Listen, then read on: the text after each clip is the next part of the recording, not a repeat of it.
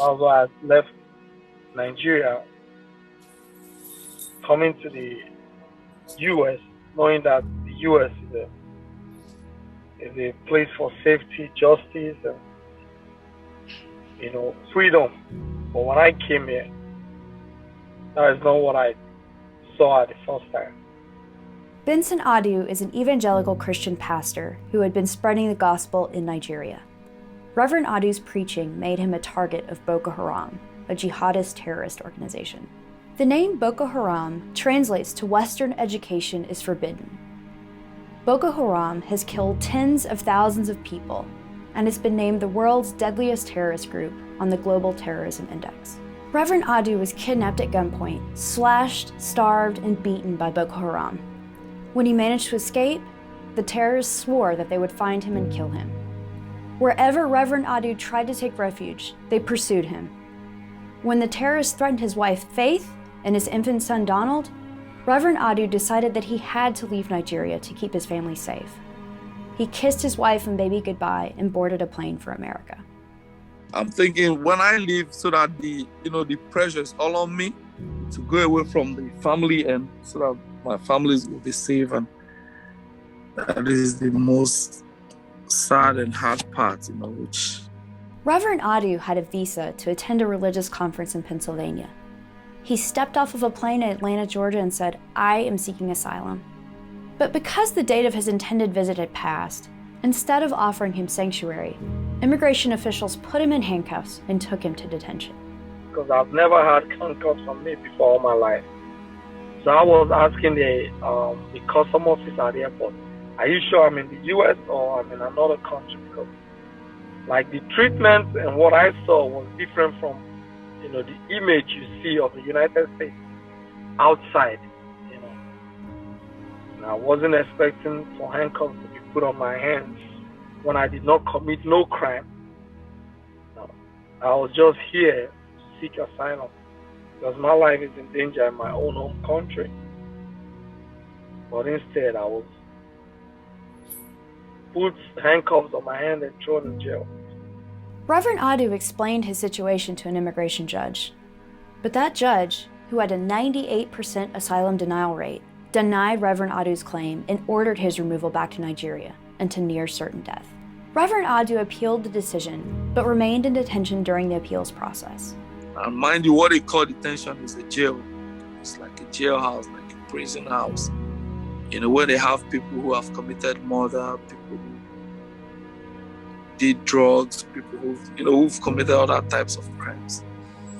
So you can imagine the horrifying feeling, and I'm running away to seek safety, but I was thrown into a jail. So. During his third year in detention, Reverend Adu was finally able to call home to Nigeria and speak with a pastor from his church. And his pastor had devastating news. And he's like, "Okay, there's something I have to tell you. You have to be strong." And so yes, that my wife and son was killed by the Boko Haram. So I screamed at the top of my voice, and I was devastated. While Reverend Adu had been sitting in detention, while a judge had ruled that he had no claim for protection, Boko Haram had murdered his wife and his toddler son in the street. And Reverend Adu's father, who was also a pastor, had been murdered by the terrorists in his own home. Based on the horrific murders of Reverend Adu's wife, son, and father, the Department of Homeland Security agreed to a remand and a new trial. But despite the overwhelming evidence that returning to Nigeria would be a death sentence, evidence that included the murder of his family, the same immigration judge again denied Reverend Adu's plea for protection. While MCJ handled Reverend Adu's appeals, attorneys at Alston and Byrd filed a petition challenging Reverend Adu's detention and won his release in February 2019. 7 months later, the Circuit Court of Appeals ruled in his favor. To find otherwise under these circumstances, the court held, would essentially mean that nothing short of actually being killed would satisfy the standard. The Circuit Court remanded Reverend Adu's case to the Immigration Court again, but this time to a different judge.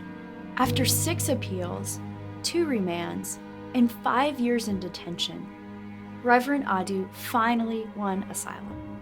The country was built on immigrants, so I know they have a lot of, things they say, some immigrants, they commit crime or they did this or did that, but there's always good and bad in this world. There are a lot of people, not only me, tons and tons of people who their life is in danger, who needs asylum, who needs help.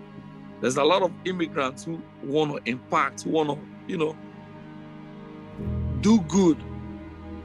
So when you're trying to stop somebody who's trying to do good, it means you don't want progress. You don't stand for freedom. You don't stand for justice. There are too many Benson Adus, too many immigrants who come here seeking sanctuary and freedom, and are instead imprisoned as if they had committed a crime, and then are too often sent right back into the dangerous situations they fought so hard to escape. But sometimes we get a happy ending. An ending in which the United States lives up to its global reputation as a land of freedom and justice. After years in detention, Reverend Adu has built a new life, working as a truck driver and ministering to the homeless and hungry in Cumming, Georgia, a community outside of Atlanta. In May of 2021, Reverend Benson Adu married Lindsay Castro, and I was honored to be a guest at his wedding.